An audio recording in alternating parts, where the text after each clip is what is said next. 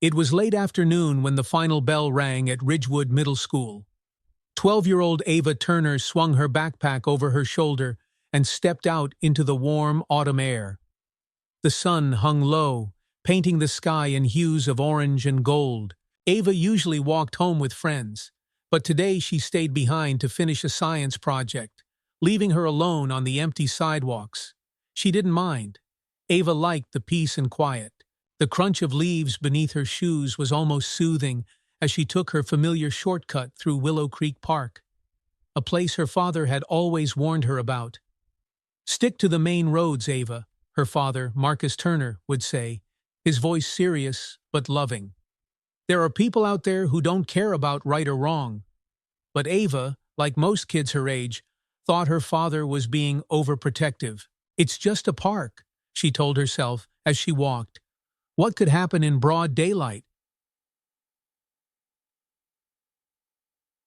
Halfway through the park, Ava noticed them, 4 teenage boys lounging near the picnic tables. They were older, maybe 16 or 17, and dressed in ragged hoodies and jeans. There was something about the way they watched her that made her stomach twist. "Hey!" one of them called out, stepping forward. His voice was sharp, almost playful, but laced with something ugly. Ava tried to keep walking, her heart hammering in her chest. "Where you going, girl?" another boy said, louder this time. Ava didn't answer. She kept her eyes forward, remembering her father's advice. "Don't stop. Don't talk. Keep walking." But they didn't let her. One of the boys stepped into her path, forcing her to stop. He was tall and wiry, his dirty blonde hair falling into his face as he smirked. "What's your hurry?" he sneered, his voice mocking. "Too good to say hi?" Ava took a step back, clutching her backpack straps. "Please leave me alone," she said quietly, trying to keep her voice steady. The boys laughed, an ugly, cruel sound that sent chills down Ava's spine. "Look at her," another boy jeered, circling behind her like a predator. "Think you're better than us, huh?" "No," Ava whispered, her voice trembling. "I just want to go home." But they didn't stop. They closed in around her, their insults growing louder, harsher.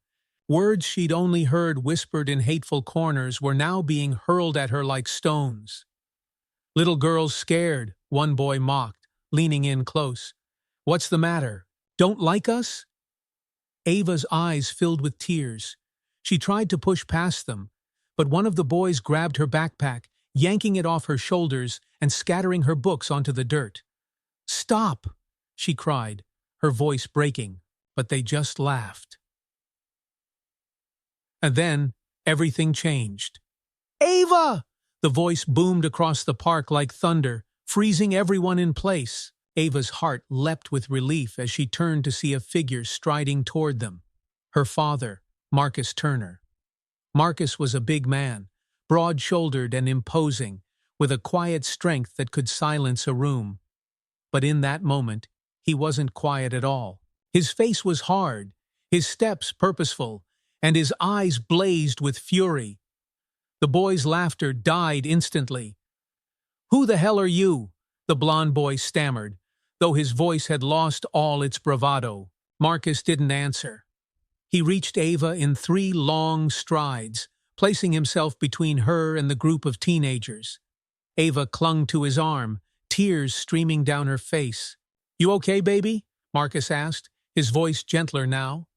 Ava nodded shakily, unable to speak. Marcus turned his gaze to the boys, his expression dark and unreadable. "Which one of you touched my daughter?" The boys shifted nervously, their earlier arrogance crumbling under Marcus's stare. We were just messing around," one of them mumbled. "Messing around?" Marcus repeated, his voice low and dangerous. "You call scaring a little girl and throwing her books on the ground messing around?" The boys said nothing. Marcus took a step toward them, and they flinched. "You think you're tough?" he growled. "Picking on someone smaller than you? Someone who did nothing to you?" The blond boy, clearly the leader, tried to puff out his chest. "We didn't mean anything by it, man. Just chill." "Chill?" Marcus's voice dropped to a menacing calm that made the air feel colder. You don't get to chill. You're going to pick up every single one of my daughter's books, and you're going to apologize to her. Now. The boys hesitated, glancing at one another as if hoping someone would intervene. But there was no one else around, no one to save them from the consequences of their actions. I said now, Marcus barked, his voice echoing through the park. Scrambling, the boys obeyed. They picked up Ava's books, brushing the dirt off clumsily before handing them back to her. Their faces were pale, their hands trembling. Sorry, one of them muttered. Marcus stepped closer. Louder. We're sorry, they said in unison, their voices shaking. Marcus stared at them for a long moment, letting the silence hang heavy between them. Finally, he spoke. You ever come near my daughter again, you'll answer to me. Do you understand? The boys nodded frantically. Good. Marcus turned his back on them, wrapping a protective arm around Ava as they walked away. Behind them, the boys stood frozen, their earlier bravado shattered. As they reached the edge of the park, Marcus knelt down in front of Ava, his large hands resting on her shoulders. You okay, baby girl? Ava nodded, wiping her tears. I was so scared, Daddy. Marcus pulled her into a tight hug. You don't have to be scared anymore. I'm here, and I'm always going to protect you. Ava clung to him, her heart finally beginning to slow. Let's go home, Marcus said softly, helping her to her feet. As they walked together, Ava glanced up at her father. He wasn't just her protector, he was her hero. And in that moment, she knew she would never feel alone again. The ride home was quiet. Marcus Turner kept his hands steady on the wheel, but his knuckles were pale, his grip tight. The air inside the car was heavy, filled with unspoken words. Beside him, Ava sat with her books held close to her chest. She had stopped crying, but the tear tracks were still visible on her face. Daddy? Ava's voice was soft, hesitant. Marcus glanced at her briefly. Yeah, baby? Are they going to come after me again? Marcus's jaw clenched. He didn't answer immediately, weighing his words. No, he said finally, his voice steady. They won't bother you again. I made sure of that. Ava nodded and looked out the window, but her father knew the silence that followed meant she wasn't convinced. At home, Marcus helped Ava unpack her books, brushing off dirt and smoothing out the bent pages as best he could. Ava sat at the kitchen table, watching him with wide eyes. Why didn't they just leave me alone? She asked suddenly.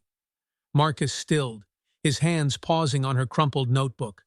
He looked up at his daughter, seeing the confusion and hurt in her eyes. Marcus had always known there would come a day when he'd have to explain the ugliness of the world to Ava.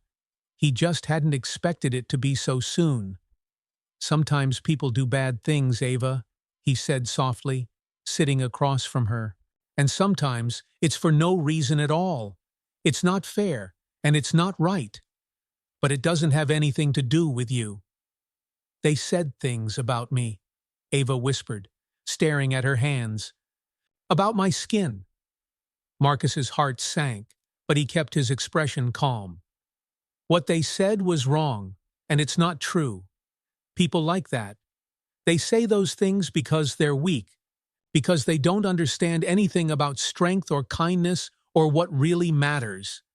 Ava looked up at him, her brown eyes searching his face. Am I weak? Marcus reached out and took her small hand in his. No, baby girl. You're the strongest person I know. But I didn't do anything, Ava said. You didn't have to, Marcus said firmly. Sometimes standing there and not becoming like them, that's strength. Ava nodded slowly, though she still seemed unsure. Marcus squeezed her hand gently. You're going to be okay, Ava. I promise. Ripples in the community word of what happened in Willow Creek Park spread quickly through the small town of Springdale. People talked. At the grocery store, at the diner, and in the halls of Ridgewood Middle School. I heard Marcus Turner scared the life out of those boys, one man muttered to his friend over coffee at Murphy's Diner. They're lucky he didn't do more, another replied. You don't mess with a man's child. At the school, whispers followed Ava. Some kids asked her if she was okay, others just stared. And then there were a few. Kids like Nate Foster, a boy in her class, who thought it was funny. So, Ava, Nate sneered as she sat at her desk, did your dad come charging in like Superman? Ava ignored him, pretending to focus on her notebook. Bet you were crying like a baby, Nate added with a snicker. Before Ava could respond, another voice cut through. Shut up, Nate! It was Lucy Rivera, Ava's best friend. Lucy stood next to Nate's desk, her hands on her hips, her glare enough to silence him. You're just mad because Ava's stronger than you'll ever be. Nate rolled his eyes, muttering something under his breath, but he didn't say anything else. Lucy slid into the seat next to Ava, flashing her a smile. Don't listen to him. Thanks, Lucy, Ava said quietly. You okay? Lucy asked, leaning closer. Ava hesitated before nodding. I think so. But she wasn't sure. Marcus's next move. That evening, Marcus stood in his garage, hands braced against his workbench, staring at the tools scattered across it. His mind was spinning. The image of those boys surrounding Ava haunted him, and the thought of it happening again made his blood boil. He had scared them, yes. But was it enough? Marcus knew how these things worked. A moment of fear could wear off, and those boys might decide to come back, bolder and crueler than before. His phone buzzed, breaking his thoughts. It was Officer Harris, a friend of Marcus's from church, who also happened to work for the Springdale Police Department. Marcus, Harris said when he picked up, heard about what happened. You okay? I'm fine, Marcus said gruffly. Ava's okay too. That's what matters. Harris sighed. Look, I know you handled it, but we need to follow up. I need to talk to those boys' parents. You pressing charges? Marcus frowned. They're kids, Harris. Kids or not, what they did was serious. This could have ended worse, Harris said firmly. We can't just let it slide. Marcus hesitated, thinking about Ava, about how scared she'd been. Finally, he said, Do what you have to do. Those boys need to learn. They will, Harris replied.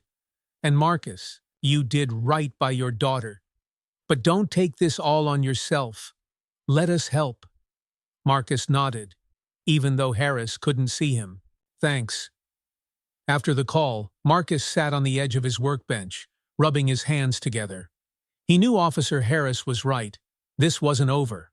Those boys needed to be held accountable, not just for Ava's sake, but for their own.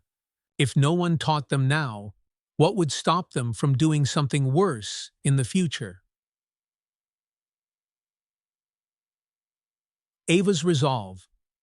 That night, Ava sat at her desk, staring at her homework, but not really seeing it. Her father's words echoed in her mind. You're the strongest person I know. She thought about what had happened in the park, about the boys' faces when her father appeared. They had looked scared, like they had never expected anyone to stand up to them. Ava glanced at the photo on her desk of her and her father at the beach last summer. He stood tall, smiling with his arm wrapped around her shoulders. Her father had stood up for her when she couldn't. Now it was her turn to be strong too. She picked up her pencil, scribbled something at the top of her notebook, and underlined it twice. Be brave. Always. The next morning, sunlight poured through the Turner household windows, but Ava wasn't sure if she felt any better. Sleep had been restless, and each time she closed her eyes, the scene in Willow Creek Park replayed in her mind. The mocking voices, the shoves, the cruel laughter. She could still hear the words they said, and each time it stung, like a cut that refused to heal. A knock at her door broke her thoughts. Morning, sweetheart, Marcus said softly, stepping into the room. He was already dressed, his strong frame filling the doorway. Breakfast is ready, and I need you to come with me afterward. Where? Ava asked, wary. To the police station, Marcus replied. Officer Harris wants to talk to us. Ava's heart sank. Why? Did I do something wrong? Marcus knelt beside her bed, his voice calm but firm. No, baby girl, you didn't do anything wrong, but those boys did, and it's important we tell the truth about what happened. It's the only way people learn. Ava nodded hesitantly. She trusted her father, but the thought of talking about the park made her stomach twist. The station. The Springdale police station was a small brick building at the edge of town. Inside, the air smelled faintly of stale coffee and ink.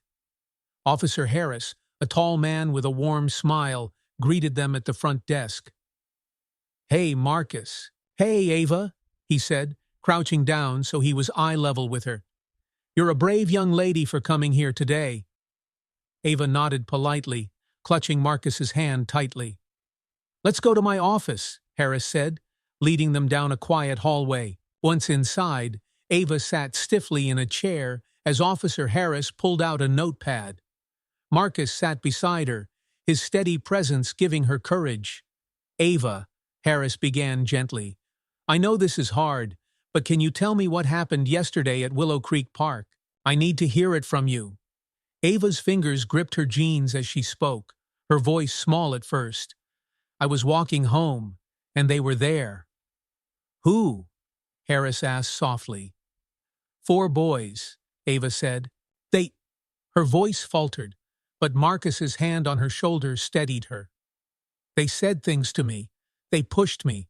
They took my backpack and threw my books on the ground. What kind of things did they say? Ava hesitated, her throat tightening. She looked at her father, unsure. Marcus nodded encouragingly. It's okay, baby. Tell him. They called me names, she whispered, about my skin. They said I didn't belong. Officer Harris's jaw tightened, but he kept his voice calm. Thank you for telling me, Ava. You're very brave. He turned to Marcus. I've already spoken to the boys' parents. They'll be brought in today to answer for this. What happens next? Marcus asked, his voice steady, but edged with concern. We'll talk to the boys, Harris said. If necessary, there'll be mandatory counseling and consequences through the juvenile system. I can't promise they'll change overnight, but they're going to understand that what they did is not acceptable. Marcus nodded. That's all I ask, that they learn. Ava exhaled slowly, some of the weight on her chest easing. It wasn't over, but at least someone was listening. The boys faced the truth. That afternoon, the 4 boys, Ryan Talbot, Mason Green, Kyle Peterson, and Tyler Rowe, sat side by side in Officer Harris's office. Their parents stood behind them, their faces a mixture of anger, disappointment, and embarrassment. Ryan, the ringleader, slouched in his chair, his hands stuffed into his hoodie pockets. The others avoided eye contact altogether. Do you boys know why you're here? Officer Harris asked, his voice calm but firm. No one answered. Let me make it clear, Harris continued, his sharp gaze moving over each of them. You surrounded a young girl in a public park. You harassed her. You used hate-filled language, pushed her around, and destroyed her belongings. That's bullying, intimidation, and, let's not sugarcoat it, harassment based on race. Ryan muttered something under his breath, earning a glare from his father. Speak up, Ryan, his father snapped. What did you say? Ryan shrugged, his face red. We were just messing around. It wasn't that serious. Officer Harris leaned forward, his voice low. Not serious? Do you know how scared she was? Do you think tearing someone down like that is a joke? Mason shifted uncomfortably. We didn't mean it like that. Intent doesn't erase the harm, Harris shot back. And now you're going to face the consequences of your actions. The community reacts. Springdale was a small town, and news of what happened spread fast. At school, Kids began whispering about the four boys. Some were shocked, others angry. Teachers started giving pointed lectures about respect, kindness, and bullying. For Ava, the days that followed were strange. Kids she barely knew suddenly stopped her in the hallway to say things like, "I'm sorry that happened to you," or "You're really brave." Lucy stuck by her side every step of the way. One afternoon, as Ava packed her books into her bag, Mason Green approached her at her locker. Ava froze, her heart racing, but Mason held up his hands quickly. "Wait, I just wanted to say I'm sorry." Ava stared at him, unsure if she believed him. Mason looked down at the floor, clearly uncomfortable. "I don't know why we did what we did. It was stupid and wrong. I'm not asking you to forgive me, but I just wanted you to know." Ava nodded slowly. "Okay." Mason shuffled away, leaving Ava standing there, unsure of how she felt. A father's words. That night, Ava sat with her father at the kitchen table, playing with the food on her plate. Marcus watched her quietly before speaking. "What's on your mind?" he asked. Ava looked up, frowning. "One of the boys said sorry today." Marcus raised an eyebrow. "And how did that make you feel?" "I don't know," Ava admitted. "He seemed like he meant it, but how can I be sure? What if they just go back to being the same?" Marcus nodded thoughtfully. "That's the hard part about forgiveness, baby girl. It's not about trusting them right away. It's about letting go of the anger so it doesn't control you." "But what if they don't change?" Ava asked. Marcus's voice was steady, gentle. "Then that's on them. But you don't let them take any more of your power. You hold your head high because you did nothing wrong." Ava nodded, her father's words settling deep inside her.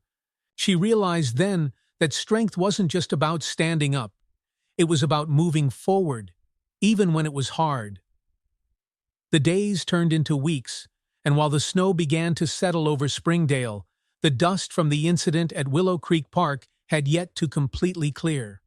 Ava Turner still felt the stares in the school hallways, some sympathetic, others uncertain. It was as though everyone was waiting to see what would happen next. But something had changed in Ava. The fear that had once gripped her chest every time she walked past a group of kids was beginning to fade. Her father's words echoed in her mind. "Hold your head high, because you did nothing wrong." And so, she did. But the boys' consequences. For Ryan Talbot, Mason Green, Kyle Peterson, and Tyler Rowe, life was no longer the same either.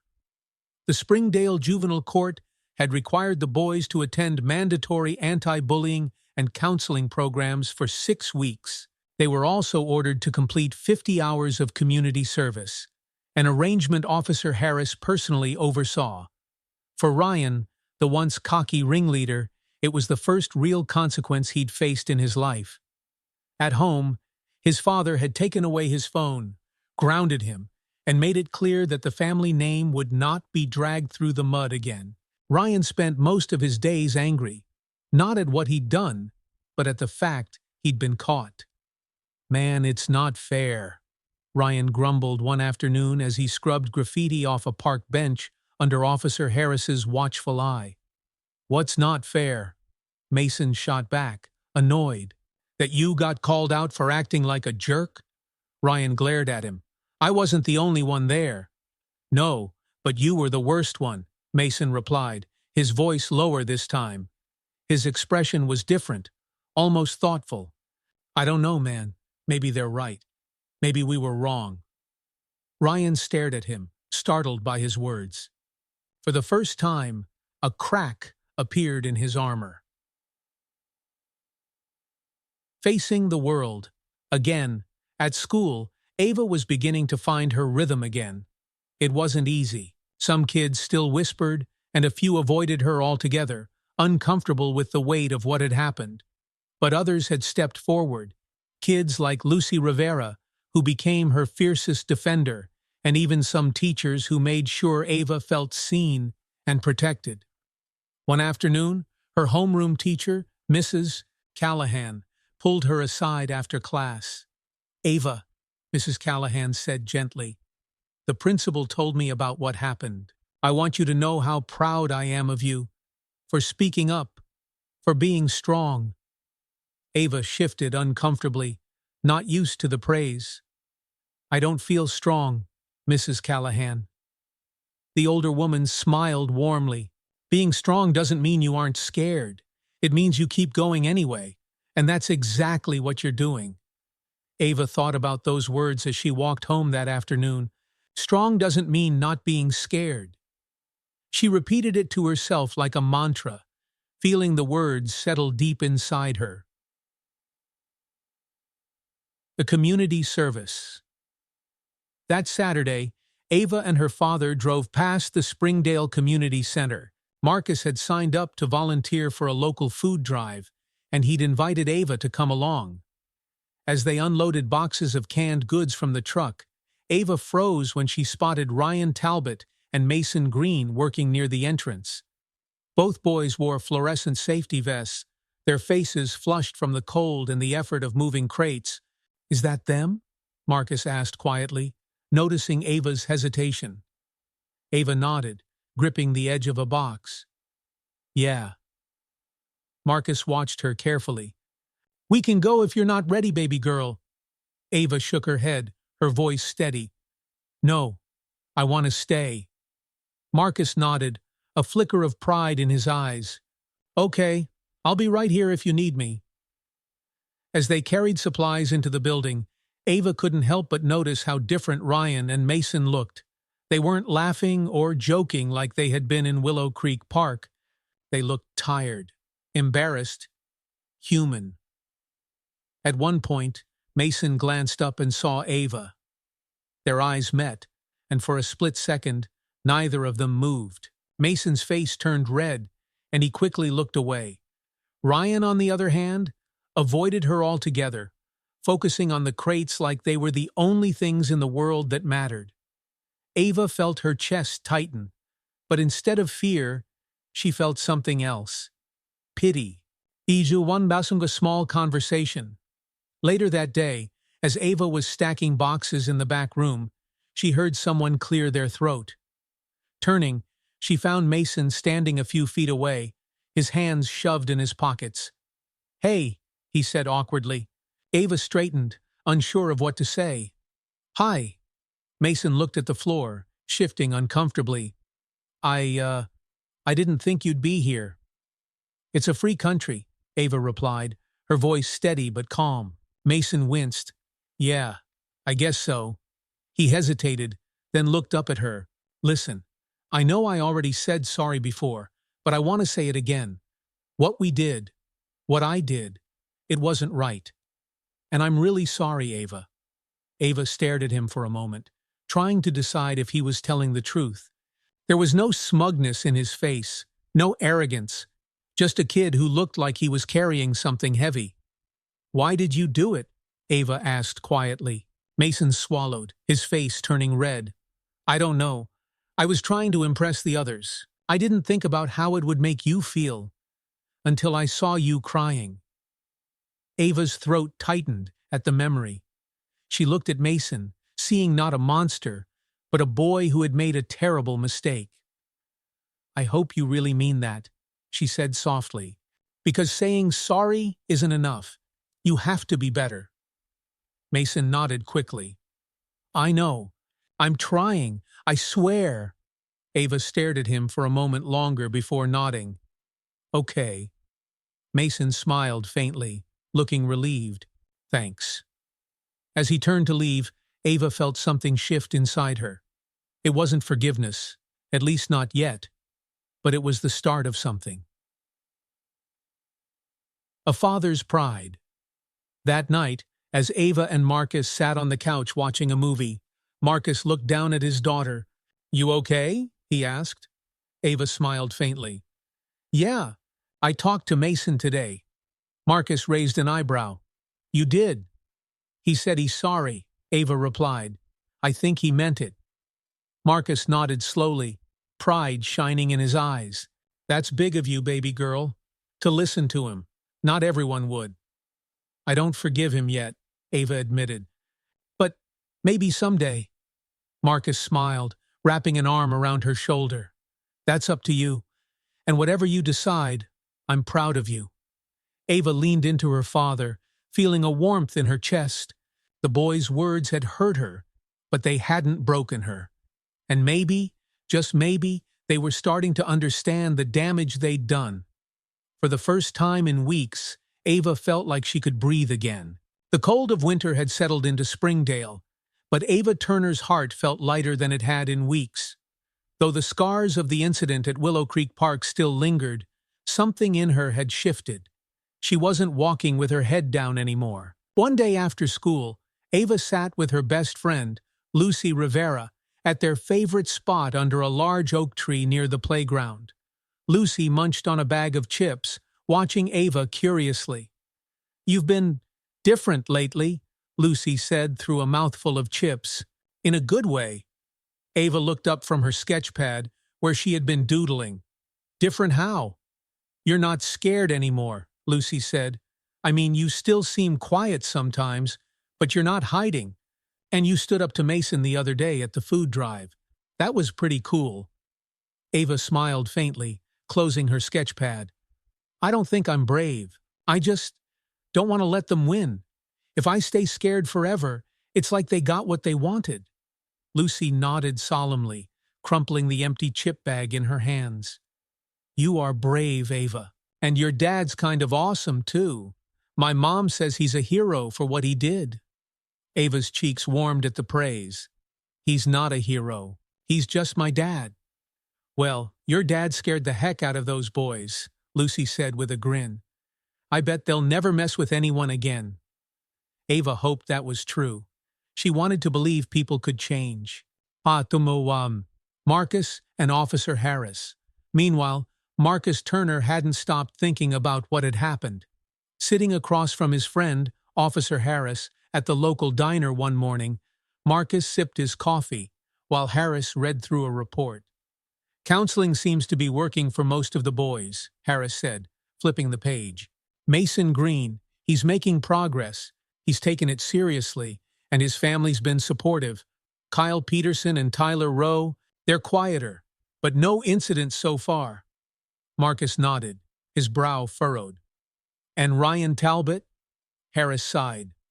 "Ryan's still the toughest case. His attitude's improving, but only because his father's watching him like a hawk. The kid's got a lot of anger. If someone doesn't reach him soon, I'm worried he'll go down a worse path." Marcus stared into his coffee mug. "That boy's got a choice to make, and someone needs to tell him he can be more than what he's pretending to be." "You thinking of stepping in?" Harris asked, raising an eyebrow.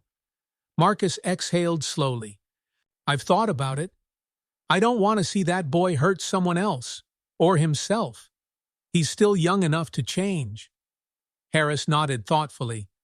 "You're a good man, Marcus. Not many people would care enough to give those boys a second thought." Marcus looked out the window, watching as snowflakes began to fall. "I just want to make sure no other kid goes through what Ava did. If that means stepping up, I'll do it." Ava's turning point. The next week, the school held its annual Respect and Kindness Assembly. Ava had no idea what to expect as she filed into the auditorium with the rest of her classmates. On stage, the principal, Mr. Jenkins, adjusted his microphone, clearing his throat. "Good afternoon, everyone," Mr. Jenkins began. "Over the past few months, we've had some difficult conversations about kindness, respect, and what it means to be part of a community. Today, we'll be hearing from a few people who've taken that to heart." Whispers filled the room as students exchanged confused glances. Ava sat up straighter when she saw Mason Green walk onto the stage, holding a small stack of note cards. He looked nervous, shifting from foot to foot as he approached the microphone. Hi," Mason said, his voice shaky but clear. "My name's Mason Green. Some of you know what happened a while back. I was part of it, and I want to talk about it." The room went silent. "I did something really wrong," Mason continued. I thought it was funny at the time, but it wasn't. I hurt someone who didn't deserve it.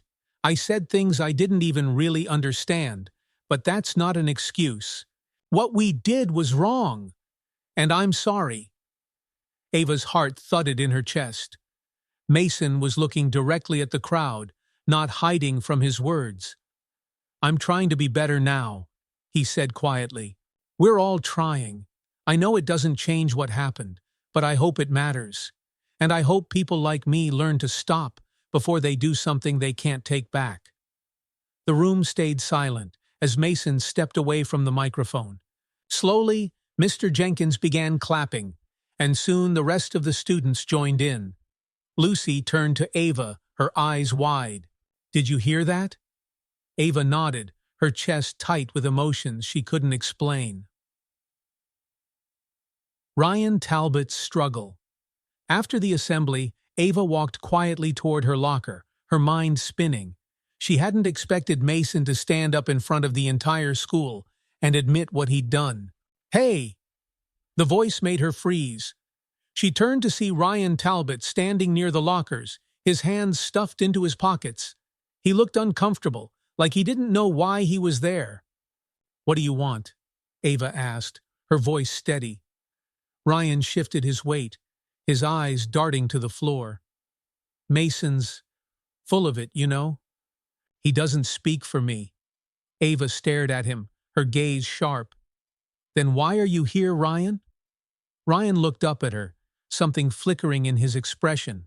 Anger, guilt, shame. I don't know, he muttered. I just wanted to say, I'm not scared of your dad. Ava blinked, caught off guard. My dad wasn't trying to scare you. He was trying to protect me. Ryan scoffed, but didn't argue. Whatever.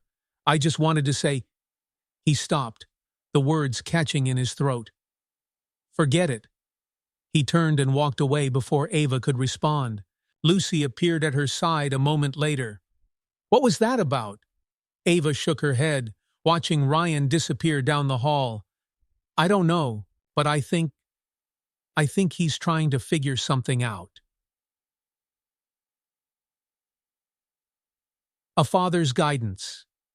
That evening, Ava told Marcus about Mason's speech and her run-in with Ryan. Her father listened carefully, nodding as she spoke. Sounds like Mason's starting to get it, Marcus said. And Ryan? Ava asked. Why is he still so angry? Marcus leaned back in his chair, thoughtful. Sometimes people fight the hardest when they're trying to hide from themselves.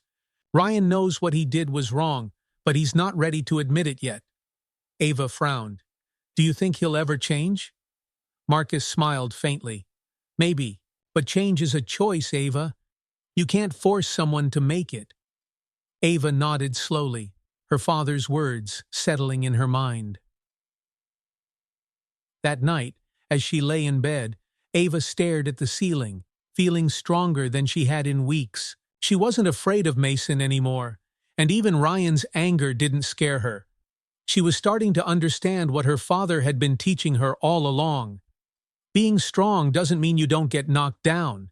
It means you get back up, no matter what. And Ava Turner was standing tall.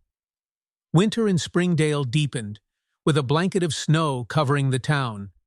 The cold air stung faces and made the sidewalks slick, but for Ava Turner, the icy wind felt more manageable than the tension she still noticed at school. People weren't whispering as much anymore, but they were watching her, watching Ryan Talbot, Mason Green, Kyle Peterson, and Tyler Rowe. Ava had expected things to feel different after Mason's apology at the assembly. In some ways, they did. Mason walked through the halls quieter, calmer, no longer surrounded by the group of friends who had once fed off each other's cruelty. Kyle and Tyler kept to themselves, avoiding trouble. But Ryan was another story. Ryan's anger. Ryan Talbot sat alone at the back of the cafeteria, poking at his cold lunch with disinterest. The other boys who used to follow him around now sat scattered across the room, too embarrassed to be seen near him. To Ryan, it felt like a betrayal. They act like it was just me, he thought bitterly. Like I'm the only one to blame. In truth, Ryan did blame himself, though he couldn't admit it. That day in Willow Creek Park haunted him, no matter how hard he tried to shove it out of his mind.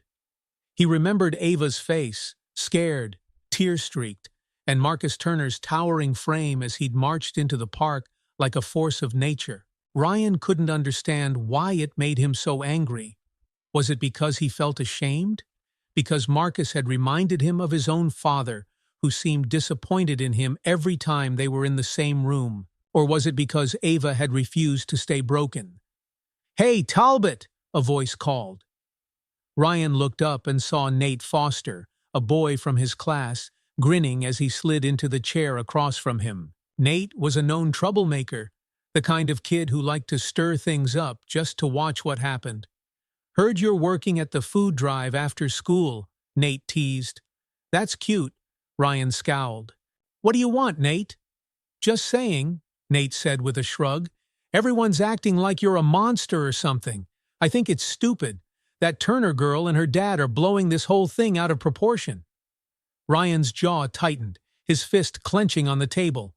"You don't know what you're talking about." "Yeah, I do," Nate sneered. "You shouldn't have to apologize to someone like her." The words made something snap inside Ryan. He stood abruptly, the chair screeching against the floor. "Shut up, Nate." Nate laughed, holding up his hands. "Touchy, huh?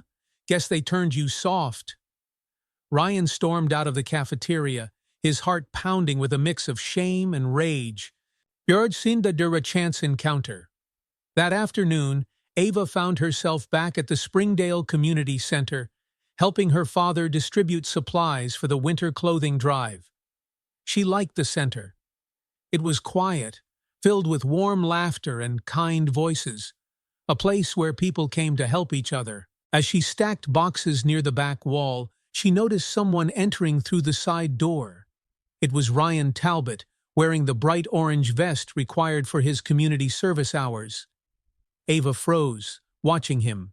He hadn't seen her yet, but she could tell from his slouched shoulders and scowling face that he didn't want to be there.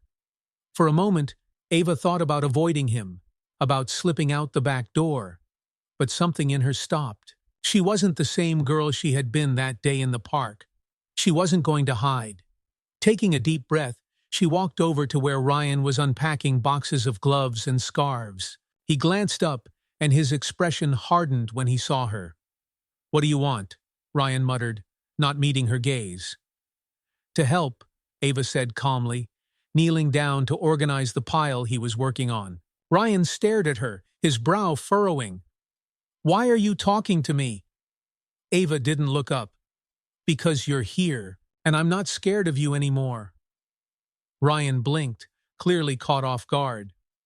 "I didn't—" He stopped, his face reddening. "I didn't mean for it to go that far." Ava looked at him now, her voice steady but quiet. "But you let it."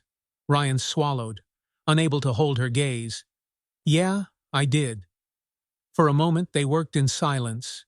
Ava could feel the weight of Ryan's guilt hanging between them, thick and heavy. Finally, she spoke. "Why are you so angry?"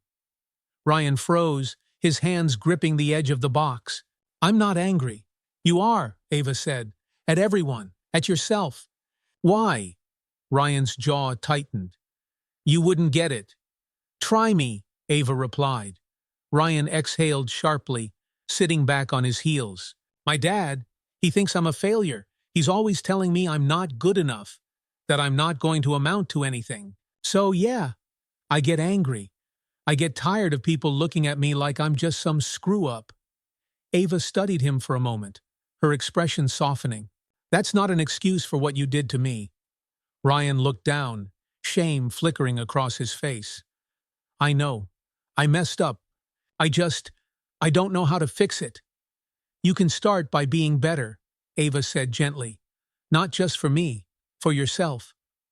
Ryan looked at her, something shifting in his expression, like a crack in a wall that had been built too high.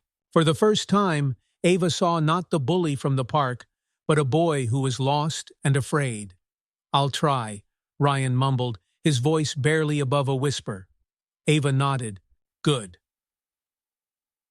The father's advice. That night, Ava sat at the kitchen table with her father, recounting her conversation with Ryan.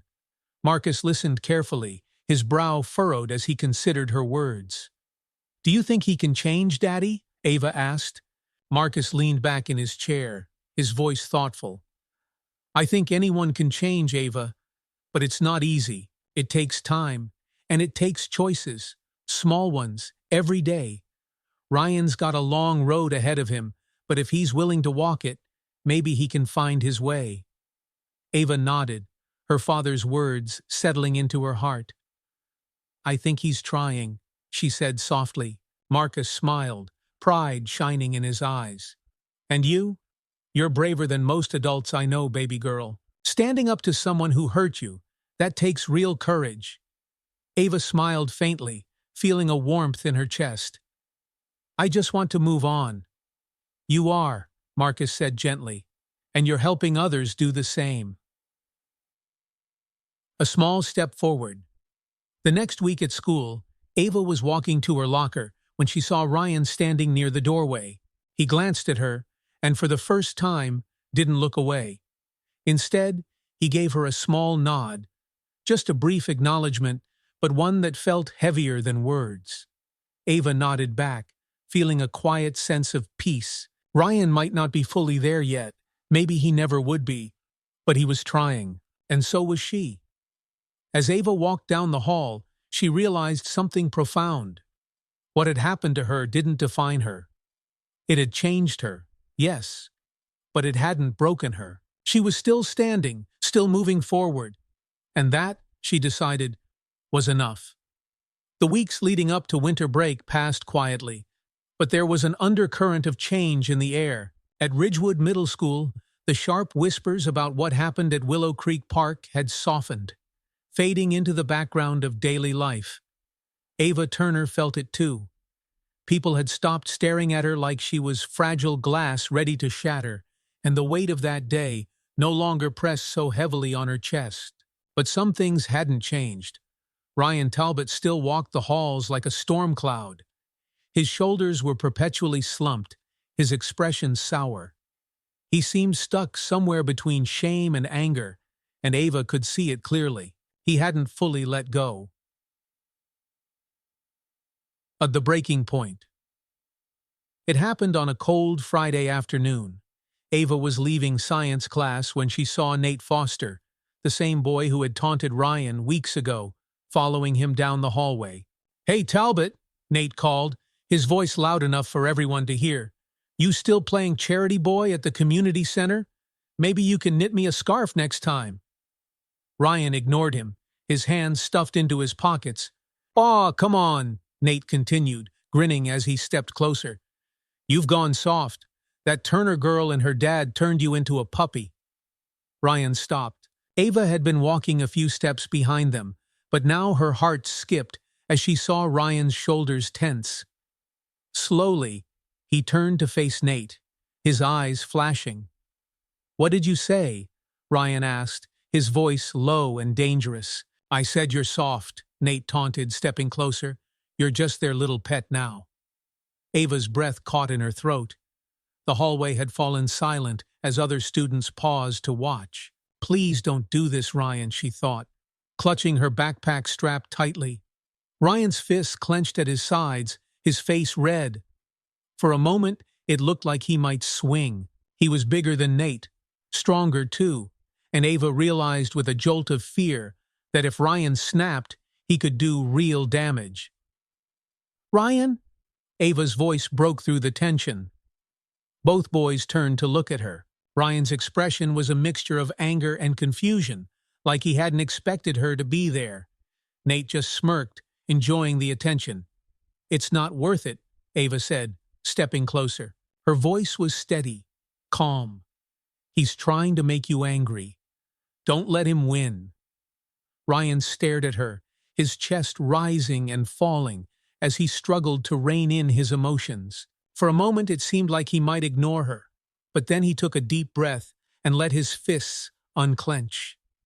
You're not worth my time, Nate, Ryan muttered, before turning and walking away. The crowd of students began to disperse, murmuring as they went. Nate stood there, clearly caught off guard. Coward, he muttered under his breath, but his words didn't carry the same weight. Ava ignored him and hurried after Ryan. She found him outside near the bike racks, leaning against the cold metal with his head bowed. "Ryan?" she said softly. "What do you want?" he muttered without looking up. "I just wanted to say, you did the right thing back there," Ava replied. Ryan let out a bitter laugh. "The right thing? I let that idiot run his mouth and now everyone thinks I'm weak." "No, they don't," Ava said firmly. "You didn't hit him, Ryan.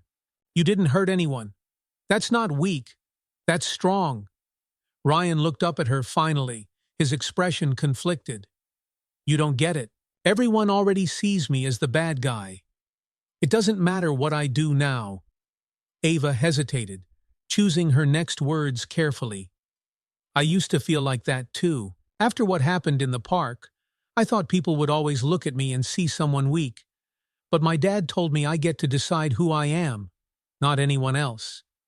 Ryan stared at her, his brow furrowed. "It's not that simple." "No," Ava admitted. "It's not, but you're trying, Ryan. I can see that. And that's a start." Ryan looked down, his jaw tight. "I don't know if it's enough." "It's enough for now," Ava said softly. "But it's up to you to keep going." For the first time, Ryan looked at her without the anger he usually carried. There was something else there now. Vulnerability. Maybe even understanding. He didn't say anything, but Ava didn't need him to. Somewhere deep down, Ryan Talbot wanted to be better. He just didn't know how yet. A Marcus Steps. In that evening, Marcus sat at the kitchen table, reviewing paperwork for work, when Ava told him what had happened with Ryan and Nate. Marcus set the papers down, his expression serious. "He's struggling," Ava said quietly. "I think he wants to change, but he doesn't know how." Marcus rubbed his chin thoughtfully. "That boy's carrying a lot of anger, Ava. And it's not all about what he did to you. Sometimes kids like that, they're fighting battles no one else can see." "Can you talk to him?" Ava asked suddenly. Marcus looked at her, surprised. "Talk to him?" "Yeah," Ava said. "Maybe he just needs someone to show him the right way, like you did for me."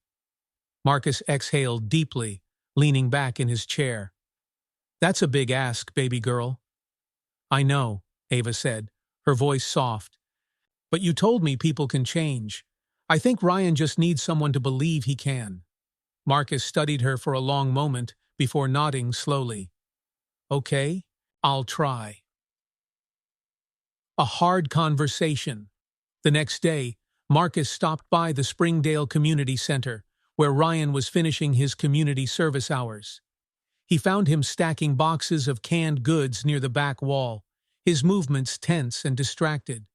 "Ryan," Marcus said, his deep voice cutting through the quiet. Ryan turned abruptly, startled. When he saw Marcus, his face paled slightly. "Mr. Turner, what are you doing here?" "I came to talk," Marcus replied, crossing his arms. "Do you have a minute?" Ryan hesitated, clearly uncomfortable. "I guess." Marcus stepped closer, his tone calm but firm. "Ava told me what happened yesterday at school. She thinks you're trying to change. Are you?" Ryan looked away, scowling. "Why does it matter?" "Because it does," Marcus said simply. "Listen, son, I know what it's like to carry anger around. It feels like if you let it go, you're giving up. But that's not true. Letting go of it, that's how you take control." Ryan stared at the floor, his shoulders tense. "I don't know how to do that." "Start small," Marcus said. "Make better choices. Apologize when you're wrong. Keep showing up. It's not about being perfect. It's about trying." Ryan swallowed hard, his face conflicted. "Why do you care?" Marcus's gaze softened. "Because I don't want to see you waste your life, son. You're better than what you did in that park. You just have to believe it." Ryan didn't say anything, but his face shifted slightly, like a wall was starting to crack. "Think about it," Marcus said finally, before turning to leave. As Marcus walked out of the center, he hoped his words had reached Ryan. Sometimes, all it took to change someone's path was for one person to believe they could.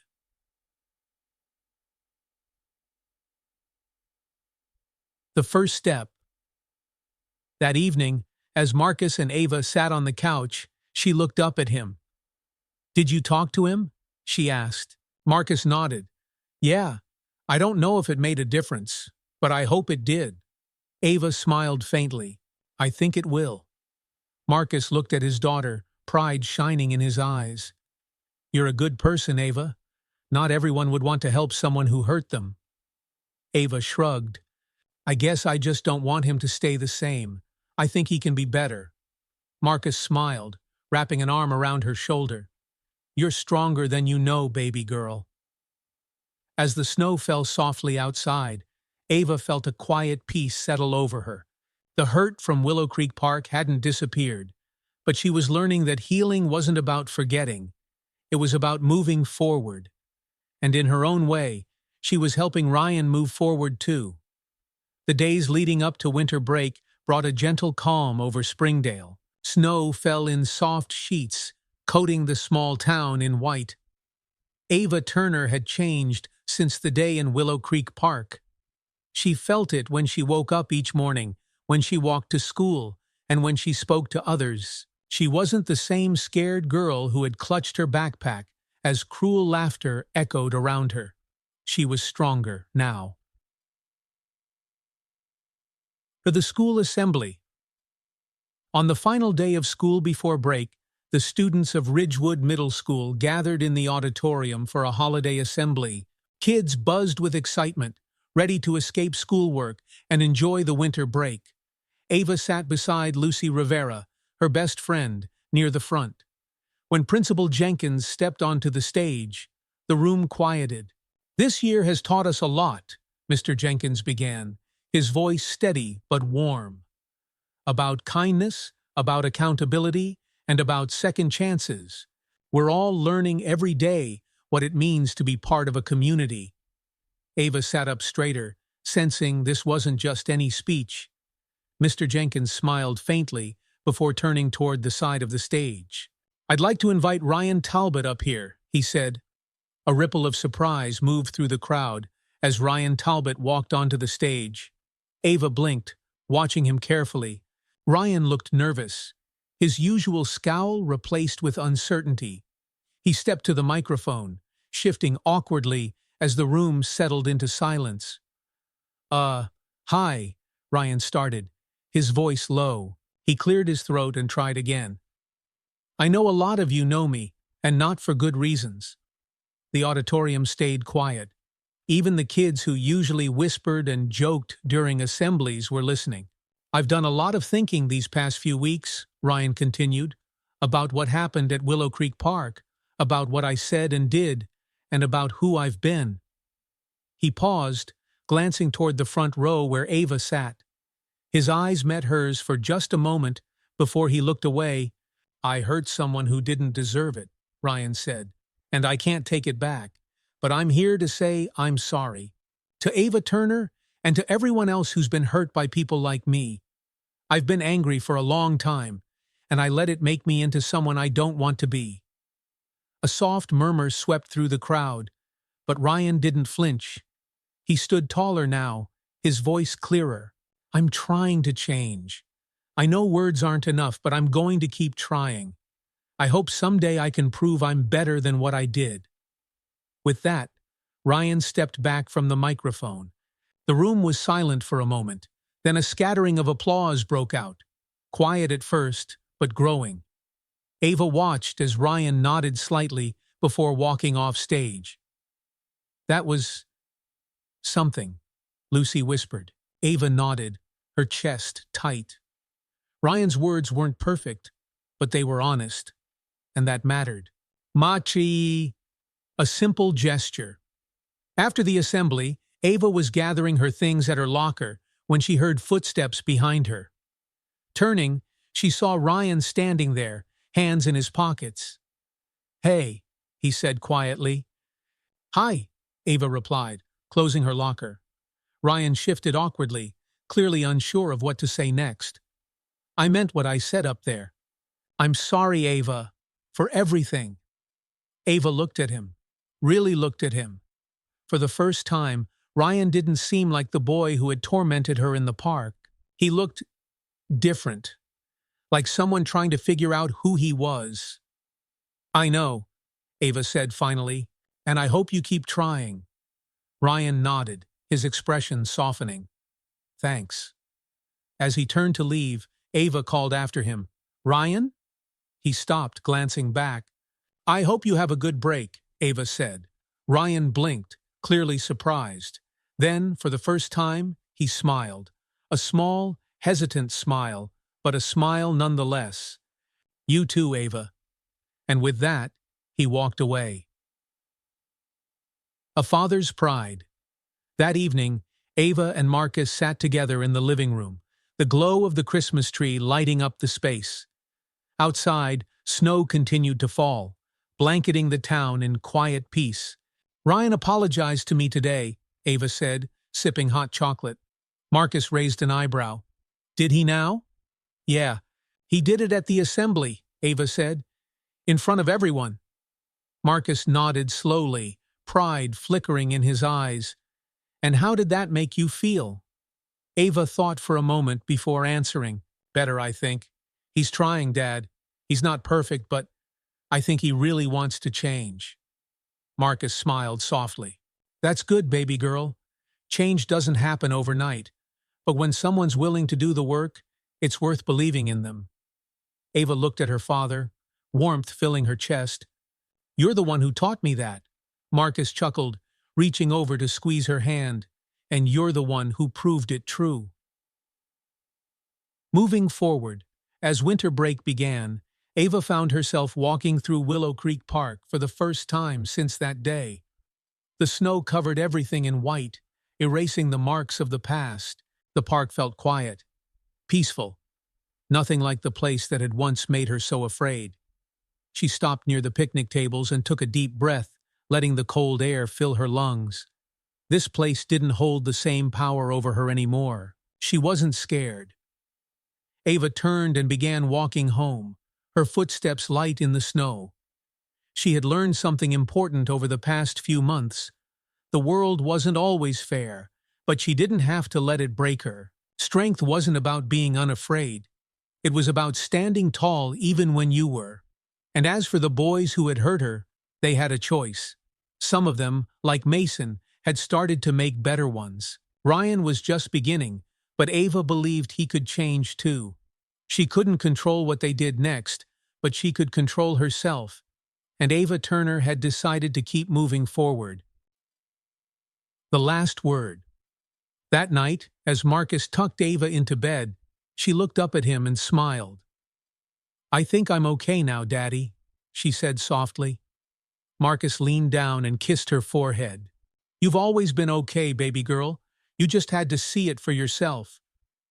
Ava closed her eyes, a peaceful smile on her lips as she drifted off to sleep. Outside, the snow fell gently, covering Springdale in a blanket of white, a symbol of new beginnings, of second chances, and of the quiet strength that lived in people like Ava Turner.